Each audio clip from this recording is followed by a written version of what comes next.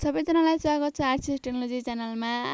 अब चाहिँ हामीले नेपाली टाइपिङ गर्दाखेरि अन्त कतै जानै पर्दैन। हामीले अब डाइरेक्टै घरमै बसी हजुरले नेपाली टाइपिङ गर्न सक्नुहुन्छ, सिर्फ इन्टरनेटको माध्यमबाट। हजुरले हामीले घरमै बसेर नेपाली टाइपिङ गर्नको लागि सुरुमा हामी क्रोम ब्राउजर या त कुनै पनि ब्राउजरमा जाने र सर्च गर्ने। Preeti font download to window 10 भएपछि विन्डो 10, 7 भएपछि 7 र जुन इन्टरफेस आउँछ त्यो इन्टरफेसमा क्लिक गर्ने। मैले क्लिक गरिसकेको छु, हेर्नुहोस् त ओपन भइसकेको छ।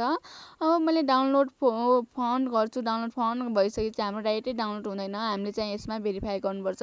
हेर्नुहोस् त ट्राफिक लाइटको मलाई भेरिफाई गर्न दिएको छ। अब मैले यसलाई ट्राफिक लाइट मैले यत्तिकै लगाइदिएँ भनेपछि मेरो भेरिफाई हुँदैन है। हेर्नुहोस् त प्लिज ट्राई अगेन भनेको छ। अब यहाँ चाहिँ मोटरसाइकलको भनेको छ, मोटरसाइकलको भयो भेरिफाई। अब बसको भनेको छ, मैले बसलाई मात्रै सिलेक्ट गरेँ। हेर्नुहोस् त 3वटा लाइनमा मैले सिलेक्ट गरेँ भने चाहिँ बसको सिलेक्ट हुन्छ है। अब भेरिफाई भयो, हेर्नुहोस् त भयो। अनि प्रिती फन्ट पनि डाउनलोड भयो। भेरिफाई भइसकेपछि मात्रै डाउनलोड हुन्छ। अब यसलाई मैले ओपन गरेँ।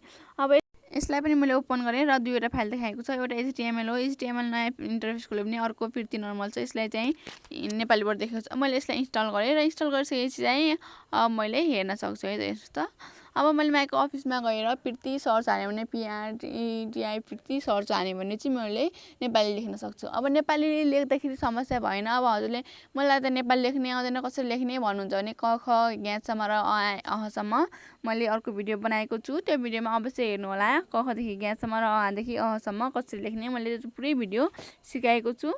भिडियो कस्तो लाग्यो, मन परेको भए लाइक, कमेन्ट, सेयर गर्न नभुल्नु होला। Thank you so much all.